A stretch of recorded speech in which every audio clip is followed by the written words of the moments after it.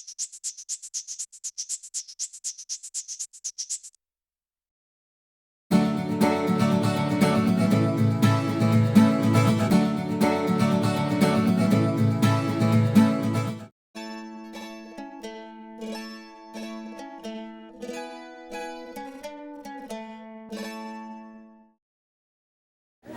to the 2009 Wilderness Lecture Series, Wilderness Expeditions, Journeys in Conservation. I'm Lori Young. I'm the director of the Wilderness Institute here at the University of Montana. And I'd like to start tonight by thanking the Dana Gallery for generously providing artwork for series promotional materials. And then tell you a little bit about the series as a whole, since this is our first lecture. In this series, you will hear scientists, adventurers, writers, and conservationists tell the stories of their journeys into some of the most remote corners of the globe, and how these expeditions raise public awareness, further conservation, and increase scientific understanding. We have an outstanding set of 7 speakers who will speak every Tuesday night through the end of March. The first, of course, is Douglas Chadwick, who's joined us this evening. And then next Tuesday, Helen Thayer, the first woman to solo the magnetic North Pole, will be here to talk about her more recent journey across the Mongolian Gobi Desert.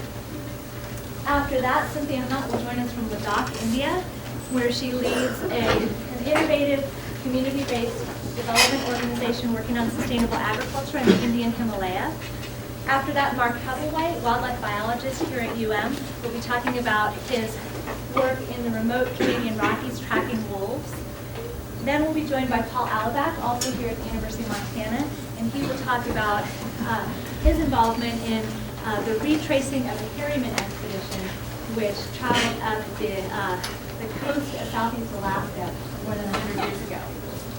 And then John Turk will join us from the Bitterroot, and he'll be talking about a recent journey to Siberia and what he learned from some of the indigenous people there about different ways to think about wilderness. Finally, Chris Filardi will close the series.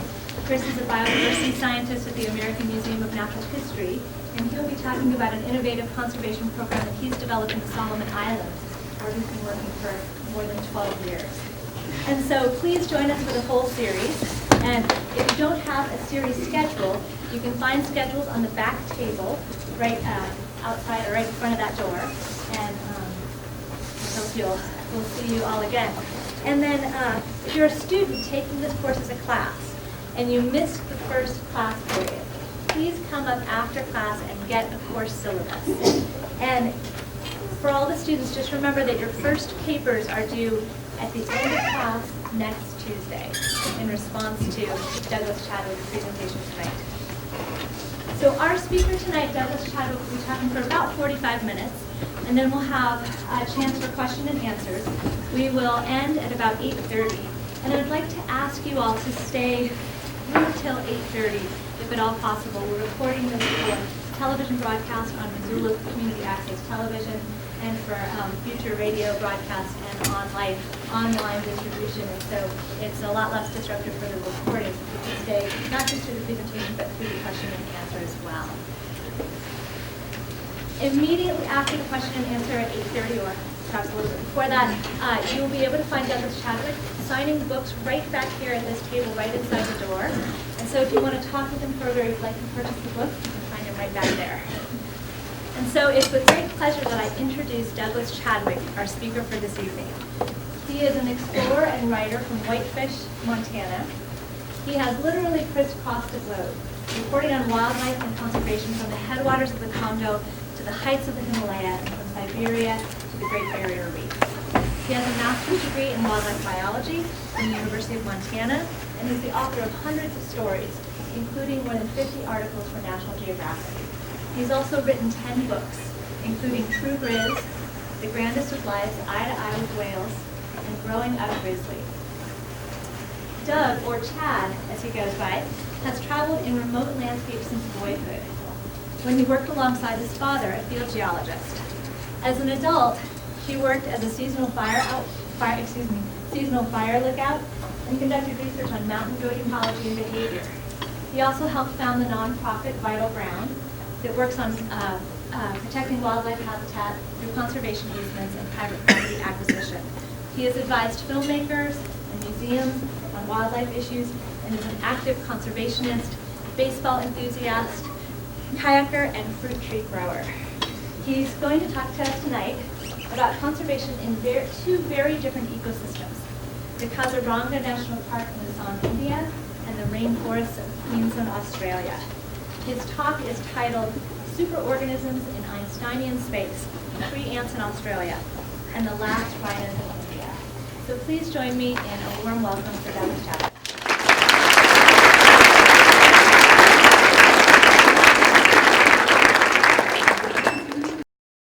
Okay, I'm on. Yeah. The title, Superorganisms in Einsteinian Space, and I'm going to change that last one to the last rhinos, or the last unicorns. It sounds better. But then I started looking up Einsteinian space, and I realized I don't understand it. And so I'm going to be faking part of this. But what I wanted, well, you asked me to talk just really briefly, I usually don't, about working for National Geographic. And as a ex-honest wildlife biologist, it was really, I got into journalism because I'm impatient. And as I went around doing studies and going to symposia and trying to get information out about the animals, they were simply continuing to disappear. And I didn't think the discussion was out in the public like it ought to be. And so you have the choice of, if you can sing and dance, you can do that. If you make videos, great. You can get up on a soapbox in the middle of town, or in my case, I can write. And I started doing popular writing and ended up lucking into a gig with National Geographic. And they sent me all over the place. The things I'm going to talk about tonight started when I had worked with a wonderful photographer, Steve Winter, on jaguars in Central and South America, a real landscape level animal. There is, Paseo Pantera, which is the way of the jaguar, trying to connect habitat, remnants of habitat for these big cats from northern Mexico all the way down to Argentina, or as far south as they go, and that includes cougars. The next thing Steve and I worked on together for National Geographic was snow leopards in Mongolia and in Ladakh, India, up at about 17,000 feet in the Himalayas. And while we were noodling about how to do the snow leopard story, he said, "Have you ever been to Kaziranga?" And I said, "I've been trying to get in there for years." And it had been closed to the public, to outsiders, because of ethnic unrest. There are more separatist groups and people's liberations fronts and different agitators up there than one can keep track of, because there's a whole lot of different tribes that have been there a very long time. It's on the border of Bhutan. It's very close to getting over towards Malaysia or Myanmar. And anyway, you couldn't get into this place. And I'd been in India several times. And the reason I wanted to get to Kaziranga was that, how do I put it? When we think of conservation and conserving biodiversity in particular, we talk about tropical forests. Lowland tropical rainforests first, and then tropical forests, which we see as the richest kinds of habitats. Lush with life at all levels. But in fact, the most productive habitats in the world are lowland floodplain grasslands. They are amazingly fertile. They support tremendous biomass. And they're among the rarest of all habitats on Earth. They've disappeared faster than almost any other because of their fertility. They're almost instantly converted to agriculture and other human uses. It's where people want to be for the same reasons. Kaziranga is one of the few places left in Asia that is intact, and I want to show you some of the wildlife it supports and some of the challenges of keeping this amazing ecosystem going.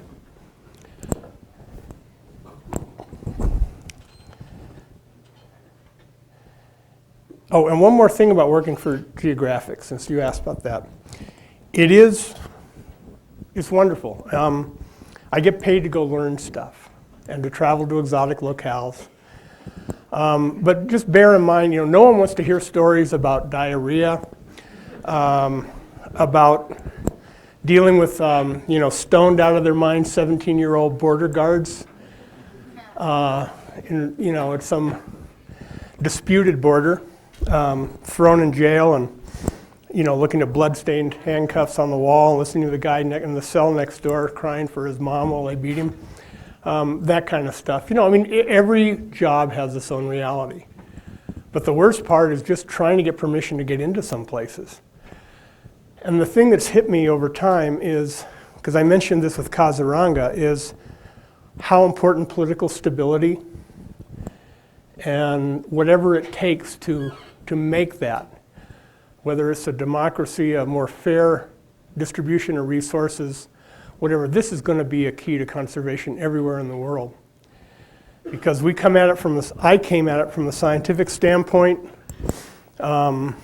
We talk about it in terms of if people just understand how these ecosystems work, they will preserve them. No, if you don't have a stable environment, they're not going to make it. And when I see the word wilderness, I think of some of these amazingly remote places I've been. Let's pick the headwaters of the Amazon, the headwaters of the Congo, where people go, it's so remote, people go there to look for Mokili Mbimbi, the last dinosaur.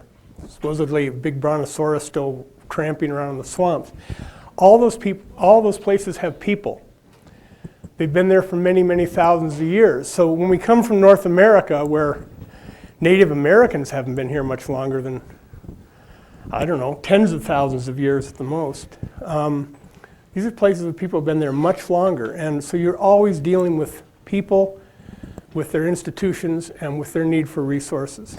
So I won't jabber on anymore about that. Let me start this.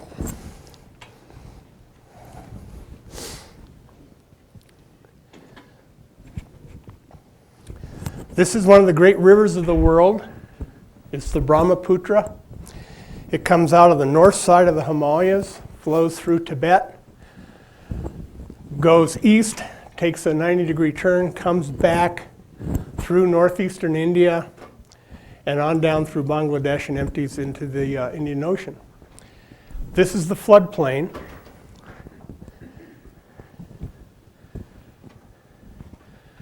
This is a map. But what I want to show you is this floods every year. And what happens is that it creates an infinite number of oxbow lakes and just big puddles called beels that grow all kinds of vegetation. This is a hot climate, subtropical climate. It's fertile year-round. The fertility is enriched every time that river floods annually, puts down new nutrients. And you get a very African-like setting in an area that is otherwise almost all subtropical forest. All those wetlands attract waterfowl from throughout Eurasia. They winter down here, like black-necked storks, Dalmatian penguins and cormorants, fish eagles. Along some of the slightly higher ground, maybe a difference of a meter or two, you get gallery forests with silk cotton trees developing, so you have a different kind of habitat. It's also very rich. And now who lives there? There are 4 types of deer. There are hog deer. I'm going to back up a minute. Kaziranga is about 1/4 to 1/3 the size of Glacier National Park. It's not very big. It's what's left of the floodplain grasslands. But it has 14,000 hog deer. It has the largest remaining population of Barasinga, or swamp deer, in the world. It has elk. Over there they call them sambar, same genus. And it also has barking deer, which I could not get a picture of. It has rhesus monkeys, Being India, it has Hanuman, the monkey god, who's a very important figure because he helped Shiva fight the demons back when the gods were always battling demons and rescued his old lady Parvati. So he's revered. There's a great mix of animal, humans, and gods in that country. People don't make quite the same distinction that we do. And they certainly don't, in their view of creation, put people in a separate category from all the rest of life. And it makes a big difference. It explains why there is so much wildlife in India. I've been with people who are out guarding their crops that they'd worked months to grow, and an elephant would come in 2 days before harvest and wipe out the whole field. A bull elephant can eat about 500 pounds a night and trample everything he doesn't eat.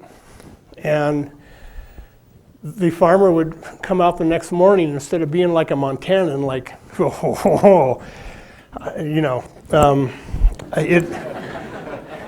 he'd be, what have I done to offend Ganesh, who's the elephant-headed god, who takes care of people's everyday problems and listens to people's small complaints.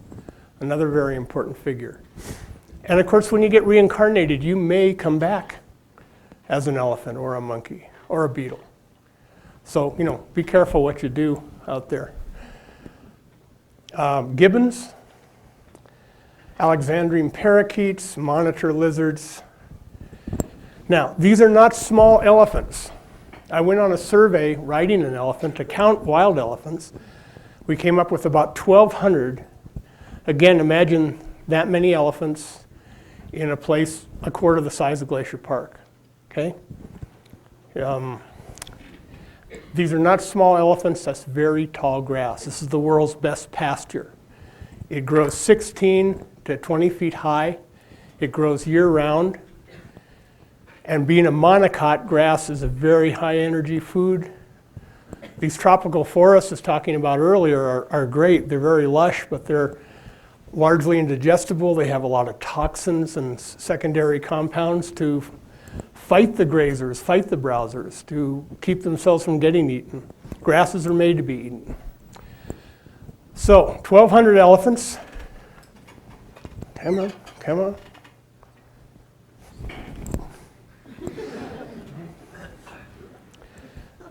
(1,700 Asiatic wild buffalo, the largest concentration in the world, in this park. There are 2,500 Indian one-horned rhinos or unicorns left on Earth. They were down to 200 around the turn of the century. It was the usual problem of hunting for the trophies, great white hunters, and habitat loss all along the floodplain that they depend on. Of the 2,500 in the world, 1,900 are in Kaziranga. This is it. This is their future. These are the second largest rhinos in the world after the white rhino of Africa. You may know there are 5 species of rhinos. There are approximately 30 to 50 Javan rhinos left in the world. There are no more than 300 Sumatran rhinos. And then this is the next rarest. These are the ones that look like they have metal plates bolted to their butt. They're Kipling's rhino. And this place, if you can imagine 1,900 rhino, 11 per square mile in these tremendously productive grasslands. It's like a rhino stockyard. Everywhere you go. This is a drying lake bed. This is all rhino. What am I pointing there for? You can't see that. This is all rhino. You're walking over the rhino plunge holes. Okay? And this is how you get through the park. It is open to tourists. It's a fabulous place. You cannot be in the park more than 5 minutes without seeing 100 hog deer and several rhinos.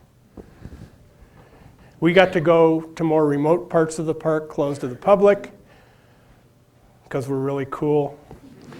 And got to spend time with a lot of wildlife, but mostly it was rhino, rhino, rhino, everywhere we went. Two-toned rhinos. Rhinos going away, good. Rhinos coming towards you, not good. Worse. Really bad, moms with calves. And yeah, who's gonna pay for the Jeep rhinos? Yeah. This one, by the way, had us, what happens is you try to get away on a dirt track from a dead start, and these guys weigh 3 to 7 tons and they can run 25 miles an hour. They're like a bumblebee. I don't know how they physically do it, but they're incredibly fast. And can't get away. So, this just happens. The rangers I talked to, I kind of restrained myself for a while because I didn't want to get too sidetracked with adventure stories, but these guys patrol on foot, by bicycle, and by elephant back. Through tall grass where you've got about 5 feet between you and this wall of grass and things just come out of it. And I'd say, have you ever had any close calls? And these guys would all take off their shirt and their pants and start showing me scars and telling me of all their dead companions. They get paid about $90 a month to guard wildlife. And I could understand it. The safe way to go watch rhinos is on elephant back, because not many rhinos are going to take on an elephant, but some rhinos do. Rhinos are usually depicted as coming and using that big weapon on the front of their face, stabbing things. These guys don't. They have great big lower tusks like a hippo, and they will simply chew you to death. Death by hippo bite or rhino bite, and it just sounds awful. And the photographer went out the day after I'd been on an elephant, doing an elephant count, and all I did was run into rhinos, and we got charged, and the mahout would make his elephant charge the rhinos. I'm just holding on going, dear God, how does this work? And it did work all day long. And I told the photographer, it's amazing. You can go out, you'll be able to get great stuff. And he went out the next day, and the rhino came up and bit the elephant, and it was just sheer pandemonium, people falling off, people dropping cameras and smashing $5,000 worth of stuff a minute. And the previous head of the park had a rhino bite his elephant. The elephant went nuts, ran under a tree, but the guy didn't get under the tree, and he's dead now. So, but it isn't the people that usually suffer. The reason there are so few rhinos of any kind in the world, and in Asia, of the one-horned rhino, is poaching for their horn, which, as you probably know, is worth a fortune. It's considered great medicine for reducing fevers, and then there's the aphrodisiac rumor about it. You can sell all you want to Asian markets. So there are, in this tiny park, 400 rangers guarding these rhinos. Primarily the rhinos. What's going to happen to the rhinos? What's going to happen to the Asiatic wild buffalo, which are starting to interbreed with tame water buffalo coming in from the villages outside? What's going to happen to the last 500 Barasinga? But especially these guys. This one was actually killed by a tiger. And that is kind of ironic because tigers have gone from an estimated 7,000 as a result of a big Project Tiger started in the 70s that had great success. And then the agencies, the government started to look the other way. The price of tiger penises and tiger bones went way up throughout Asia for medicine. And India went from 5,000 tigers to maybe 1,100 in the last few years. The densest population of tigers in Asia is probably in Kaziranga. It's not that many, it's probably less than 100. But they're packed in there because there's so much to eat, so much big animal flesh. Everywhere you go, tiger territorial marks.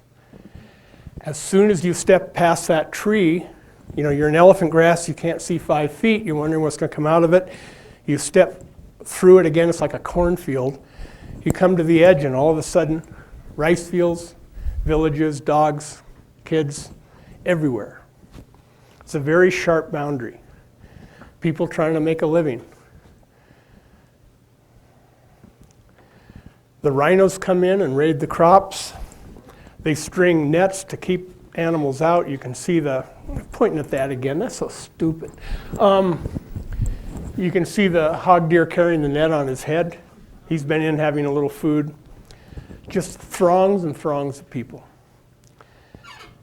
And throngs of elephants trying to get between the nearest forest and Kaziranga. These are 200 elephants. This is like a couple hundred yards from a village.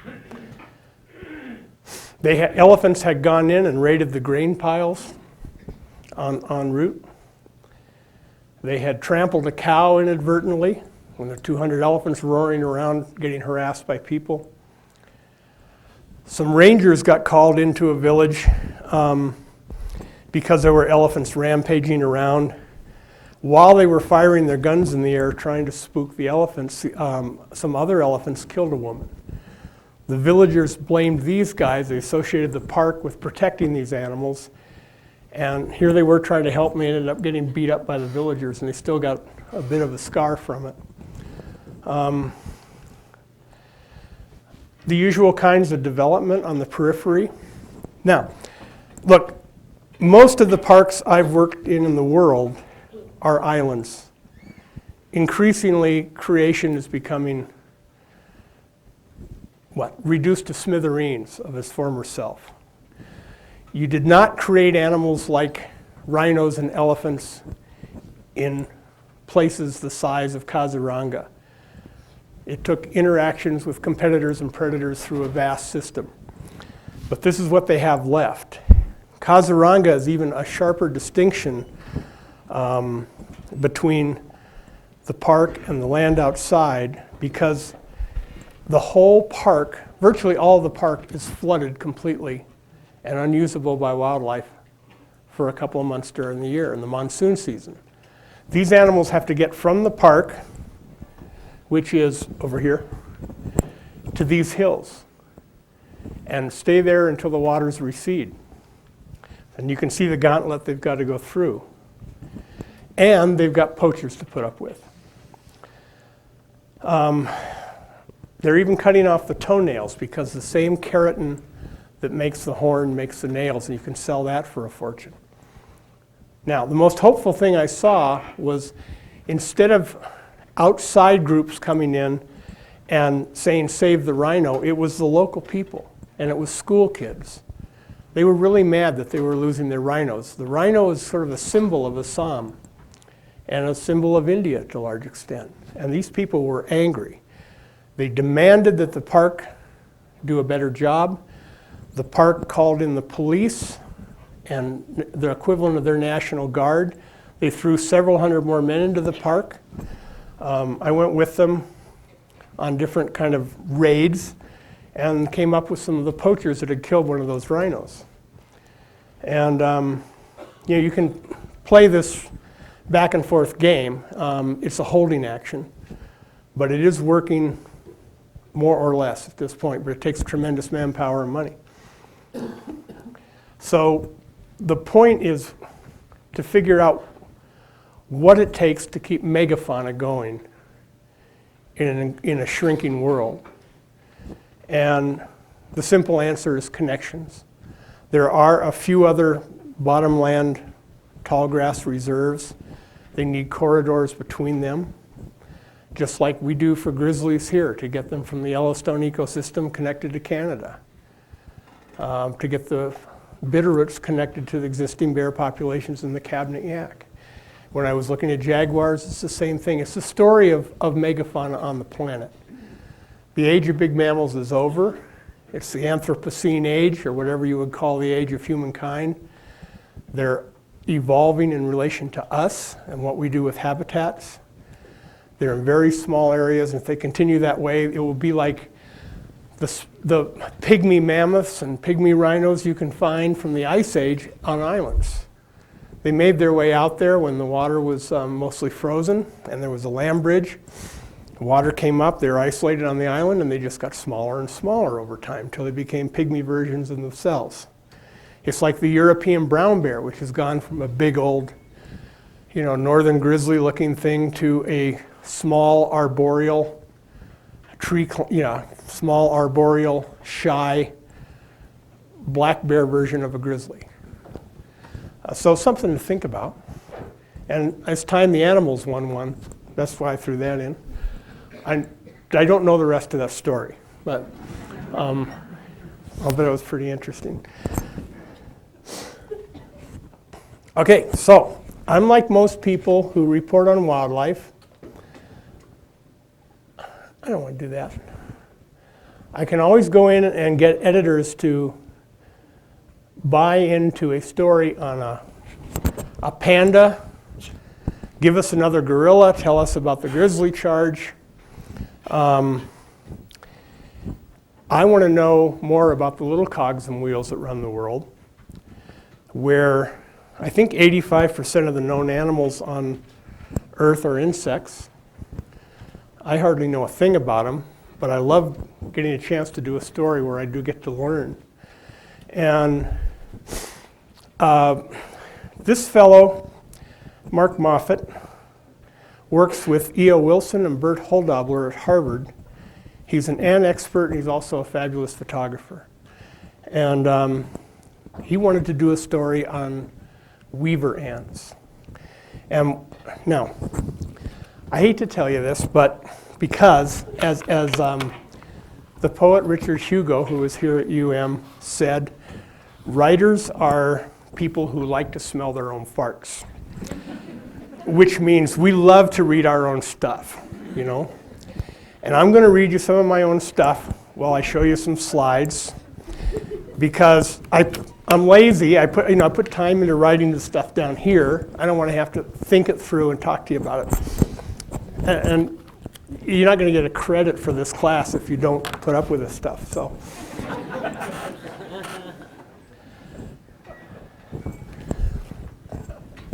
If aliens ever do land on Earth, don't get all huffy if their greeting turns out to be, "Take me to your ant." There are almost 7 billion humans seething across the planet these days, yet ants still outnumber us 1,000,000 to 1.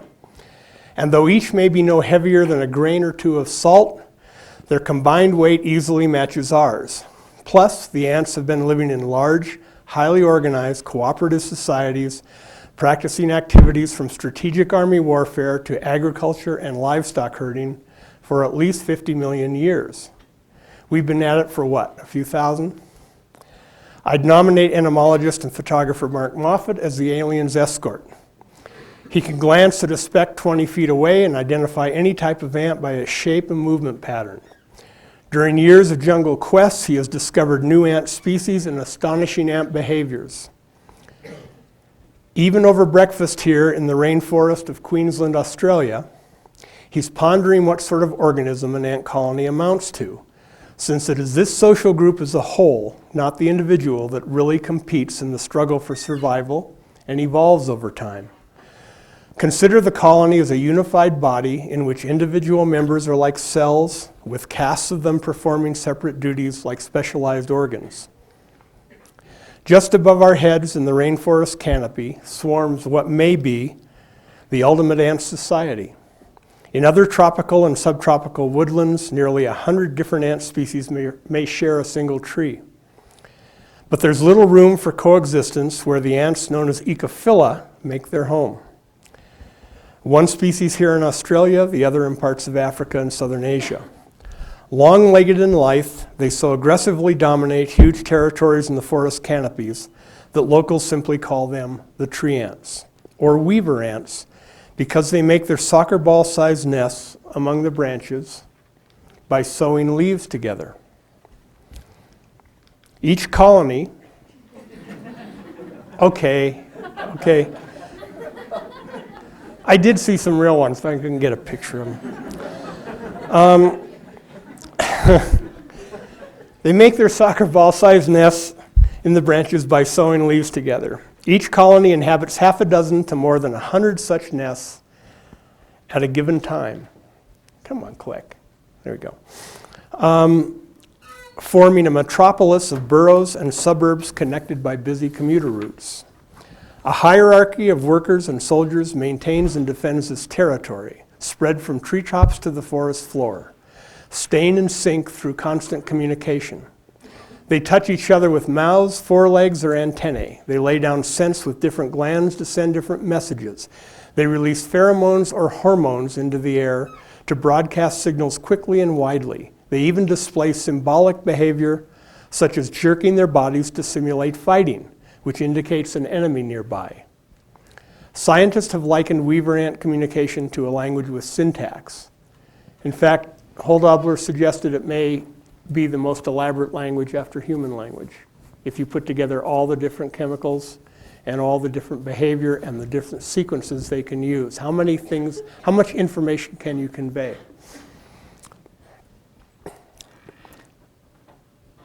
Urban planners examine the organization of ant societies. Mathematicians draw upon analyses of ant behavior to devise parallel computing formulas where multiple problems are solved simultaneously. Robotics, swarm theory, collective intelligence, ants serve as models for all kinds of studies aimed at figuring out how big, complex jobs get done with small parts and a minimum of instructions. Here's how a weaver ant nest construction project gets underway. A single worker stands on a leaf and reaches to grasp the edge of another leaf nearby. If the span is too great, a second worker climbs over the first, and the bottom ant grasps the newcomer by its wire-thin waist and holds it out closer to the goal. Still not enough? A third ant clambers over the first two and is lifted out farther yet. Ant by ant, a living chain grows into thin air like the extensible arm of a construction crane. Once the distant leaf is grabbed, the squad pulls in unison, often with nest mates that have formed parallel chains and cross-links to draw the leaves' edges together. Workers begin to array themselves like live staples along the seam between the leaves, legs holding onto one edge, jaws gripping the other, and then they wait. As evening comes on and the humidity rises, more workers arrive from nearby nests. They're carrying pale grubs or larvae that are about to enter the pupal stage and metamorphose into adults. Larvae of other ant species spin individual protective cocoons of silk. Ecophila larvae donate their silk to the colony. Straddling the leaf seam, an adult uses its antenna to tap around the mouth of the grub held in its jaws, telling it when to extrude silk from its salivary glands. A worker's operating manual would read, swing head to one side, tappity-tap larva with the antenna, dab glob of its silk onto leaf, swing head opposite way, drawing thread across to other leaf, tappity-tap larva, dab fresh glob there, step forward, repeat procedure. When finished, move on to other tasks. If you're close enough to witness this use of juveniles as sewing tools, some workers are probably going to be biting you. You can see they've bent a whole branch around to form the ball nest. And there is no one alive that can tell you how they coordinate this exactly. And it's this collective consciousness that we have yet to figure out or model or understand. But anyway, somebody's going to be biting you. Having caught the motion with keen eyes, sensed the odors in your breath, or felt the movement when you brushed a branch. When you're really close, an agitated throng coats the nearest plants like bristling fur. Each ant lifting its body high on four legs, sticking its gaster, the largest and hindmost segment of its body, straight up and sometimes vibrating it, a posture that signals excitement. The two front legs flail forward, they can hardly wait to grab you. The sharp-tipped, curving jaws are cocked open, poised to pincer, puncture, and inject some glandular concoction that adds extra hurt. It may make you woozy as the number of bites adds up. Meanwhile, the troops are spraying formic acid, which burns the nose like a whiff of ammonia. They're also releasing alarm pheromones from that upraised rear end, while other workers race off to contact nest mates directly. establishing scent trails along the way to guide them toward the threat. Give the recruiters a few minutes and thousands may be streaming your direction. Don't linger. The population of some colonies exceeds 500,000. In one of the completed nests is a queen. And basically, I'll skip over a bit of this, but as you probably know, there are periodic mating flights. You got to reproduce the colony somehow, and the reproductives head off, try their luck founding a new colony. But otherwise, all the queen's offspring become non-breeding females, a fierce sisterhood of near clones that patrol their colony's territory, search out and collect food, and grapple with any invader, no matter how big, no matter how deadly, in service to Her Majesty. A queen may live years, the average worker a month, maybe 2. Moffat says any major that actually dies of old age hasn't been doing his job for the colony. 2 of his colleagues at Harvard, leading ant experts Bert Holdobler and Edward O. Wilson, found that the oldest workers end up in barrack nests near the front lines of a colony's territory. They're the most likely to encounter enemies and fall in battle.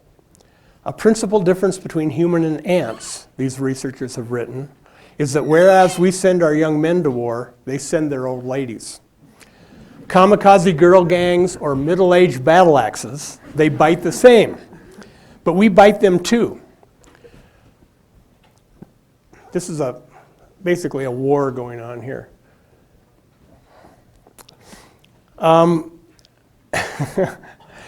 Reddish orange elsewhere, Ecophylla are jade or lime colored in Australia. And the Aussies, who call them green tree ants, dare each other to nip off a worker's rear end. Bite his bum, mate, go on. Somehow the contents add up to a pleasant citrusy flavor. The cook at a lodge near Queensland's Crocodile Track coast won local renown for his green tree ant ice cream. In the Northern Territories, an Aborigine named John Twar showed us a traditional cure for congestion of the lungs. Crush a woven nest into a container of water, pick out the soggy leaves while scraping any eggs, larvae, and workers still stuck to them in for more mashing, then drink the infusion. Zing! It tasted like sparkling lemonade. Australia's a lot wetter in some places than you'd imagine, and that's where you would, if you find a place like this, fertile, wet, comfortable, you're going to find signs of aboriginal habitation. And because this is kind of a insect story, I had to throw in, God, I did it again, a spider.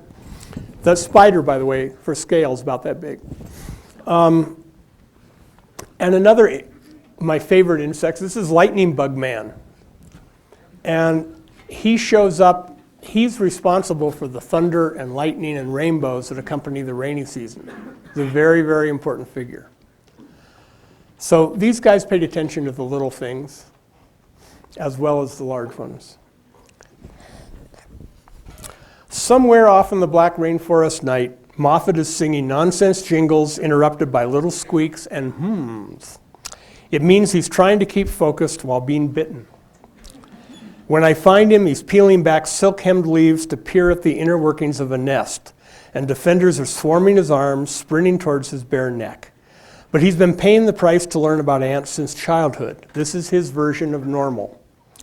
He probes deeper into the ant nest and speculates aloud about the way some ants appear able to orient themselves at night by recognizing patterns in the canopy overhead, possibly in relation to the stars. Mapping out colonies in an orchard at the forest edge the following morning, we find one that encompasses 17 trees. Compared with the continuous ground surface, he's just weird. I mean, Australia has more poisonous snakes per hectare than any other place in the world, and they're really nasty ones. They're bend over and kiss it goodbye snakes. I mean, he just goes over and grabs it and goes, oh, let's go see what it is. But anyway, what he said is, compared with a continuous ground surface, treetops aren't able to support many heavy-bodied animals. Plenty of territory to roam up there, but it's mainly leaves. So if you're a predator, The best way to occupy a large territory in the canopy is to be small yourself, but abundant enough to reach all those little surfaces. Think of a colony as a single critter spreading itself through the trees as a thin film. Think tiny beasts that have invented the means to become megafauna. And that's really what a colony is. Now, weaver ants are such effective controllers of the canopy, and you wouldn't ever notice if you're out looking for the usual, tree kangaroos or wallabies and the dozens of really cool and unknown small mammals that inhabit this area, which, by the way, the ants and termites in this kind of tropical forest do outweigh all the mammals together by at least 10 to 1. And that's not counting the other insects. In terms of sheer biomass, these guys are the fauna. But they're so effective at nailing all kinds of insects up there and monopolizing the canopy that 1,700 years ago, Chinese noticed this and started placing weaver ant nests in their orchards. And this is the first known form of biocontrol. And today, their ecologists are trying to export this to Africa and other places where they raise tropical fruit for export as an alternative to going into these rainforest environments and spreading toxic chemicals, which most poor farmers can't afford anyway. So you're not only ruining the environment, but you're driving these folks broke and making them dependent on toxins. Bring over some weaver ant colonies, because I don't mean they're exporting them from Australia. There are native weaver ants in other parts of Asia and in Africa. And it would make an awful lot of sense. So basically, you've got defenders bringing back a steady stream of prey, whether it's of other ants, things up to the size of scorpions and even snakes. And at the same time, you've got different platoons out tending scale insects and other true bugs that feed on plant juices. The shepherds physically carry their livestock to prime pastures, guard the herds vigilantly from enemies, and gather special droplets of sugar-rich syrup known as honeydew, which the bugs excrete. So it's a commensalism. Like every bounty, it is then carried off to be shared with nestmates, added to the communal gut. Even the stodgiest scientists are growing more comfortable with the notion of the ant colony as a superorganism. Moffat's musings lean a little farther out. He keeps trying to explain to me how weaver ants operate in an Einsteinian universe where space bends and warps. Mentally shrink yourself to ant size and set out walking on a leaf.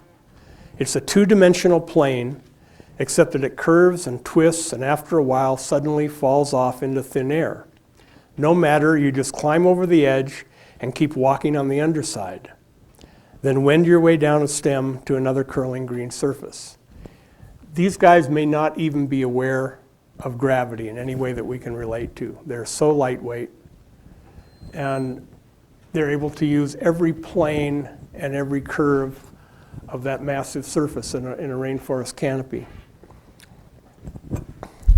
Weaver ants, if an ant wants to go from one canopy layer to the next, there's a huge gap relative to its size. It might have to travel all the way in along a branch to the trunk and then out again to another branch. What ecophyllid often does, though, is get a bunch of buddies together to form a chain and cross directly to the other level, or even to a separate tree. Now, Moffat may be the only person who perceives ants in Star Trek hyperdrive, short-circuiting the usual rules of gravity and time. Still, the rest of us can look almost anywhere and see an ant crawling around and be reminded that nature has invented many ways for animals to be powerful and multitudes of ways to be smart. This is the other most common and heaviest, collectively, animal in these ecosystems, termites. This guy's about this size. If they were much bigger, it wouldn't be safe to go out. It just wouldn't. I didn't talk much about the area we were in, and it does relate to wilderness. And the importance of wilderness in doing these kinds of studies is they are baseline areas. They're as good as we get for finding out how nature works without human alteration. This was the Daintree National Park and Wilderness Area of Queensland, Australia. And I think most people, you saw some pictures of the northern bush, and that's how we think of it, of the continent, but it has extremely wet and ancient rainforest up in the northeast. It still has cycads and all these primitive plants that are found nowhere else in the world. It's a primeval Jurassic kind of rainforest and just full of life. How am I doing on time? Oh, okay.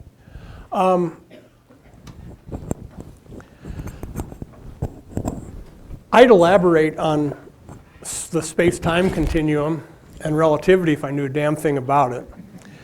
But I do know from looking at animals big and small, and I've been lucky enough to spend a lot of time with different species of whales on different stories, and then lucky enough to learn about things like ants, that every organism, every species on the planet is the right answer for how best to live on the planet. Okay? It is a right answer. It's worked. It's a success. It has figured out a niche. And we have the option of learning from every single one of these. And I know this is, in some ways, maybe that's repeating the obvious, but the more you look into insects, the more you see nature at its most creative. And maybe that's because we don't spend enough time looking at even smaller things. But they reproduce so quickly, they change so rapidly.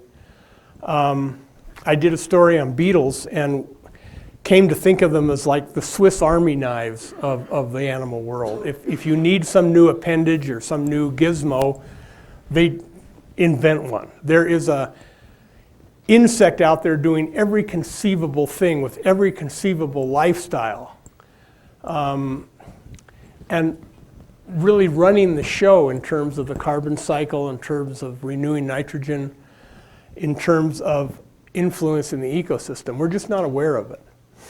And you probably also know that we have named and identified probably fewer than 1/10 of the insects on Earth. And to me, it's just endlessly fascinating because they blow open your expectations of how animals work. Now, I'm pretty comfortable. I'm working right now as a volunteer on a wolverine research project in Glacier, and that's a lot of fun. It's all new information. It's amazing how little we know about what's really a major carnivore in the year 2009. Just the most basic stuff about its life history is still a mystery. There are fewer than 500 left south of Canada. They have no protection. That's way fewer animals than grizzlies or wolves when they were listed as endangered or threatened. And yet, you kind of know what to expect. You're talking with a fellow mammal, or talking about a fellow mammal with the same hormones and nervous system and responses to things. And humans evolved among these sorts of creatures, among the great bears, among rhinos, among elephants. Elephants have a subsonic language of something like 30, I'll just call it 30 different calls that all mean something different. And one of them means man is near, according to Joyce Poole and Cynthia Moss, I work with in Kenya. That's because humans were evolving with elephants for 4 million years in Africa. These animals help make us who we are. Our own responses, our own senses, our own ways of thinking were shaped by existence, survival, and selection in a world full of big creatures like that. But they were also shaped by a lot of little ones. And it's just worth thinking about. And then I guess the final thought I had was relative to wilderness and our own survival, as well as that of the creatures that make nature endlessly fascinating. There is no end to it. I feel like we're, in every era, humans say, look, the guys before us had some very quaint ideas. They were mostly wrong. A lot of funny ways of thinking about nature and existence. But we mostly understand it now. We're just sort of coming up with the finer details, putting the rest of the picture together. And you know that a century from now, people are going to look back at our understanding of nature like we look back at the Middle Ages. We don't really know very much about how this stuff works. But anyway, I've been listening to all the news like you probably have about throwing billions and billions of dollars after we pay for the bonuses for bank execs at repairing infrastructure in the US. It was a good idea. But I keep thinking about the basic infrastructure. And Paul Ehrlich was talking about this at a meeting in California just a week ago. And he said, what about putting some of that money towards repairing the real infrastructure that supports us all? And that would be our waters, our air, our communities of wildlife, the connections that keep and sustain nature, without which, we aren't going to succeed with any kind of economy if that's in ruins. So I can't get away from that thought, and I can't get away from the one of looking at nature in fragments. I get to travel around and look at stuff, learn about stuff, and every time I come back thinking it's not big enough. This wild place, this wilderness, this wildlife community needs to be connected to more of the same, because it's, otherwise it is an island. It's not going to endure over time. So I don't want to repeat that too often, but worth reminding ourselves as often as possible. So I think I'm done. And thanks.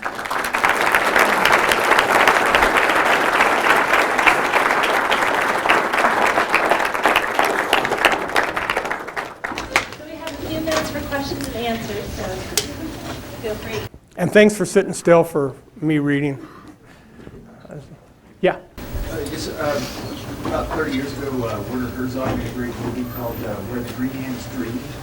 And in that movie, it's from an Aboriginal phrase about why the green ants, they walk in a line and they suddenly stop for no reason and don't move. Did Mr. Moffat have any information on that too, about why the green ants do that? Mr. Moffat might. No, the only thing I can say about that, I've got a lot of nice phrases to explain ignorance. I need them. But I really like it when you're in situations where everyone around you is just shrugging when you ask questions. And I kept asking them, look, I didn't see them stop. I saw them coordinate these amazing activities, and I kept saying, look, how give me some clue. I can talk about pheromones, I can talk about antenna taps, but how is this really getting transferred all the way through the colony so the guys at this end are doing the same thing and bringing, leaves or branches together? And it's like, I don't know. And yet, if you go to the top end of the scale and you go out with whale guys and you say, why are these whales gathering here at this time of year? And what does blowing bubbles beneath the female really mean? When males are courting. But I take that as a positive sign. That means there's room for anybody here who's planning on a career in this field to discover a whole heck of a lot. That's the most fun of all. So I like I don't know situations. So how's that for a? Yeah, thanks. Okay. Anybody else? Yeah. You had mentioned political instability being one of the biggest threats to, sustainable ecosystems and protection of large land masses. You also mentioned the difference between Western and non-Western perceptions of humans in relation to nature. I was wondering if you had, in your experience, which of those is a bigger threat to ecosystem sustainability on a large scale? Yeah. Oh boy, I got to come up with another. I don't know. But look, right now, I'd say political instability because we all know what the population curve looks like. We all know that we're not prepared to deal with this shortage of resources. Right now, we're still in that awful position where saving nature looks like a luxury. It looks like a hobby of well-to-do people. I mean, people understand they need water, they need air, but beyond that, saving a rhino or saving a Delhi Sands flower-loving fly in California, it's not, nobody cares. And, but in other countries, it's not even on the radar. So, I've seen parks de-gazetted in countries like Sudan and Central African Republic. And parts of Southern Africa even. It's just too much pressure from outside. The people turn, for one reason or another, a reserve gets set aside. It's lush with wildlife, it's lush with grazing ground, it's lush with timber. And pretty soon people have moonscaped the animal, or the habitat all around it, and they're all staring in through the fence. And I've been in parks where I've actually been running from rhinos or, have had one of those wild kingdom adventures, dodging elephants or sneaking away from lions, and I'm having the time of my life, like, oh man, there I was, superlatives all around me, surrounded me, and then all of a sudden I come through and I'm at a fence, and I feel like, Jesus, I went into a theme park, it's like I paid to go have a wee time with nature, but it's not real. It's a fenced-off park. And those are easily just, overrun with a stroke of the president's pen in other countries. And when the pressure gets too much, and it's happening in Zimbabwe now, you simply de-gazette the park and other land and turn it over to the people to take the pressure off. Now, having said that, I think we can come up with all kinds of scientific information and all kinds of scientific rationales for saving nature. I don't think they resonate with the public. I don't think the public sees nature in themselves and themselves in nature. The prevailing philosophy is that we are a separate creation and a separate type of existence. And somehow this whole paradigm has to change, and we're not going to value nature as I alluded to in India, or as Native Americans did, where we're part of the circle of life. Until we see, not only the deer and the wolf shaping the deer shaping the wolf, see nature shaping us shaping nature, see what do we come from? What's the meaning? The big questions. Until we value nature in a whole different way, I don't know if we can keep up with the twin combination of population explosion and technology explosion. Our ability to perform ruination on whole landscapes on a tremendous scale. So, I don't know, if somebody's out there going to be a whiz-bang biologist, I hope you solve something, but if you are a philosopher and a dreamer and a spiritual person, you may come up with what's really needed sooner. Is that vague enough? Okay. Yep. Yeah. This might be slightly off topic, but I just kind of want to take advantage of somebody that's been to so many parks and so many different places. In the last half century, there's been a really large trend in private park management. People buying up large tracts of land and privately managing reserves. And I was curious what your opinion is on the effectiveness of maintaining biodiversity in a private park versus a public park, and what you think the future holds. Does anybody have an easy question? That's a good one. Most of my experience with that was in South Africa. And the positive side was there were some private parks right next to, say, Kruger, which is their premier national park. And they were so well run that they actually took the fence down between the park and the private reserves. So they effectively expanded the park and gave the animals more room. And the negative side is, I've also seen private parks that are run with more of a commercial, you got to support yourself, but it could even be bird watching, but very often it's trophy hunting or some other enterprise where certain animals go by the wayside. They're not going to spend the money to provide the habitat to keep certain animals that are going to favor other ones that are more popular. So it's a bit of a risk. And maybe the most egregious examples are places where they simply kill all the predators so they can have lots of sable antelope with big horns for guys to hunt, that kind of thing. So it's all over the place. But maybe you're thinking more, there's a fellow, Tompkins, is it? Or Tom? Well, he's probably the most prominent. Yeah, in South America. If he wasn't doing it, it wouldn't happen, right? And how that will hold up, when I get back to your question, how that'll hold up politically over time is another question. But right now, it's changing so fast that I'd say try everything. There's any possible way to conserve something, we got to get out and do it right now. I don't mean to be I'm a professional alarmist in a way, journalists are, but I really do believe we've got 10 or 15 years to get some of these things sorted out and get the connections, or it's all going to be a really, really tough slog to put stuff back together. And when I say that, it's like I worked a lot in Asia, and I've seen so many parks that are about the size of Fort Missoula, and they got elephants in them. And they're there for about 2 hours a day, and the rest of the time they're out raiding crops, or they have to. There's not enough water and food to support anything. And I come back from a run through different parts of Asia, which has been crowded for a long, long time, and I'm ready to just throw it all up and go fishing, because it looks really grim.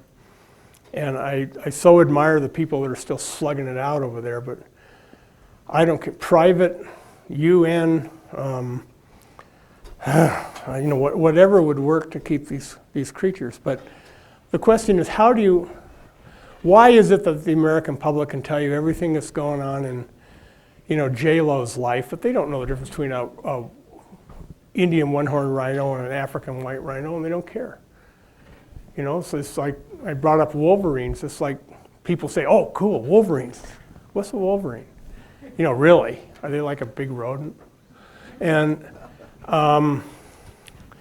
if the interest isn't there, it's kind of tough. I don't know how to, I try to generate that. That's what I try to do with my work, but it's not happening fast enough, so. Get ideas from you guys. You said every species is the right animal to living on the planet. Yeah, I thought that was a zinger. Yeah. Would you explain what that means? Well, it means, look, the coolest organism I can think of in a really bizarre, slimy way is when whales die, they fall to the bottom of the ocean. Well, sometimes that's 2 miles down, in extreme, dark, cold abyss. And down there is a thing that has tentacles and roots, and it somehow makes its way onto whale bones and sucks the goodness out of them and flourishes. It doesn't have a mouth. It doesn't have an anus. It has symbiotic bacteria that somehow take the nutrients out of the bone. And I mean, it's found a way to live in that extreme condition. An oryx, what's the other name? Gemsbok, can live in the Namib Desert or the Kalahari Desert, and in a type of habitat we may have a lot more of in the future. Extremely hot, dry. It's got adaptations to extreme heat to the lack of moisture, we may need to tap into that. It's figured out how to live and flourish where we can't. The answer of how to live. Yeah, and when I say it's, I guess I put it as it's the right way to live or the best way to live on the planet, because look, if you really examine yourself, we naturally assume, even if we don't subscribe to the usual theories, we sort of assume we are the acme of creation. We are a pinnacle of creation. And we're the best, no doubt about it. Nobody's as smart as we are. Nobody's as adaptive and creative and all that, I mean, killer whales have brains male killer whales have brains that, and I don't mean to get into but it is the males that have brains that are 4 to 7 times the size of ours. And they're not just like big gray matter for listening to sounds underwater. The cerebral cortex, the convoluted new part of the brain, is 25% larger than ours in killer whales and other dolphins. Killer whales, all dolphins. And I don't know who's the smartest, I think elephants are on land. And I think elephants are people. And I think they're more altruistic than we are. And like killer whales, they live about 80 years. They have extremely close families. They're in constant contact with each other. They have elaborate communication systems, huge brains, and great memories. And they've figured out all kinds of stuff about how to live in a continent where you have great droughts and great rainy seasons. You have to migrate over a huge area, and you have to know and pass on this information, just as killer whales migrate on the Pacific coast, go from Alaska down to California and even northern Mexico. They have to know where all the places are along the way. That's what those big brains are for, part of it. If you're the only grasshopper species in the world that can live on creosote, which is the dominant vegetation across huge parts of the Mojave and Chihuahuan Desert, you figured out the best way to live on that part of the planet. And we may need to draw on that kind of thing. Who knows what we'll use it for? And the lady I was talking to about biomimicry, the blue morpho butterfly, the beautiful big blue guy of the tropics, they're using the scales that create that color, and it's a structural color. Structural iridescence, not a pigment. They're using that model for diffraction filters in optical communication system of electronics. And when I try to explain technical stuff, I really got to struggle. But there are uses. They may be able to. The color blue is really hard to make in nature. When we do it with toxic dyes and all kinds of nasty stuff goes into the environment. What if you could make blue cars with a butterfly scale model? Children's toys, all those things. And we're getting so much better at this every year with our technology that to lose any of these options is crazy, because they figured out stuff we're so far away from. Like that termite making the house that cools itself. The termite making the house that cools. Yeah, she's saying the termite constructs a building that is self-cooling and retains moisture, equally important in a very arid environment. Any more? Yes, sir. What's the future prospects of Casablanca Reserve? The future? Yeah. I say all hail India, which is, got 1.2 billion people and growing, and a lot of hungry folks. But we also know that there's a new India. If you go to Delhi, an apartment costs you the same as it does in LA. And you'll see the guys carrying, stuff in huge sacks down the street and wearing their dhoti, and nothing's changed in 5,000 years. And then you go around the corner and there's a bunch of computer geeks that are drinking lattes at the wireless coffee shop. Now it's all over the place, but somehow in this magical nation, they have preserved astonishing wildlife.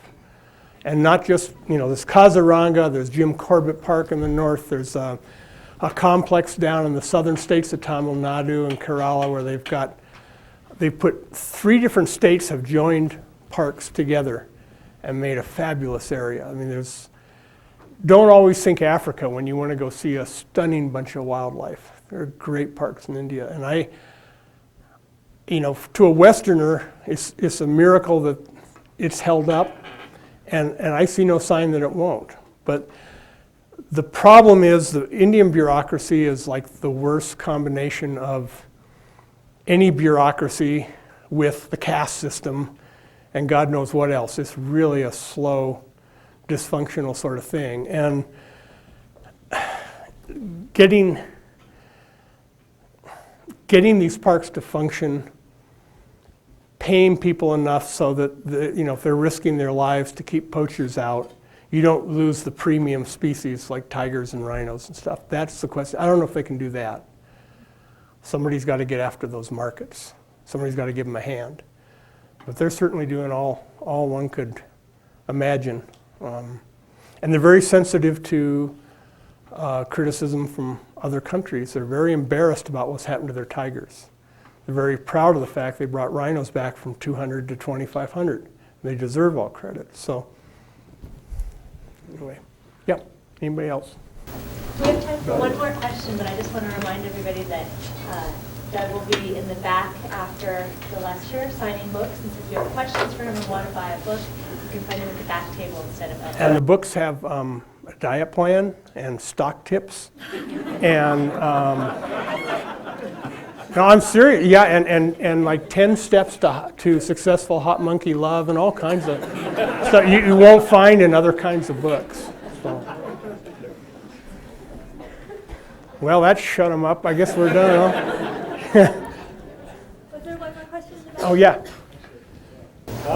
So with saving the species of the rhino and the tiger, what if they just kind of produce them commercially? Do you think that would keep the black market at bay, or would it just kind of increase the resource? The Chinese started tiger farms. And the answer to your question is a moral one. On the tiger farms, they grow tigers like crazy, and then they kill them and they throw them in vats to ferment, and they make tiger wine. And it sells like, Budweiser. I think we're smart enough to come up with something better than that, but it hasn't. They were doing this, increasing this tiger farming at the same time poaching reached an all-time high. So there's always that debate. It's like African elephant ivory. And by the way, we hear a lot about African elephants. They always seem to be in the news. We know there's renewed surge of poaching. We know that periodically they take all the confiscated tusks and they throw them on the market thinking that will bring the price down. That isn't working. The total ban put in place in 1989 did work.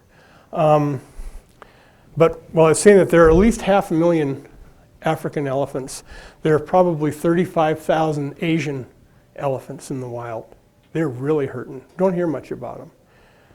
But anyway, I'm crazy about elephants. I had to get in that little plug, but I just don't know. I mean, I guess it'd be in Montana like debating elk farming. But there's also the problems with disease and incubation of new strains. And whenever you put animals that have a home territory, like Chitwan National Park in Nepal is quite a tiger stronghold. It's a large park for a country like that. You can only fit 35 tigers in it. Glacier National Park is the wolverine stronghold in the lower 48 states. You can probably only fit about 40 to 45 wolverines in Glacier Park. They have home ranges the size of male grizzly bears. Huge. So when you crunch them in and start farming them, all bets are off. Okay, I guess that was it. Thanks again, folks.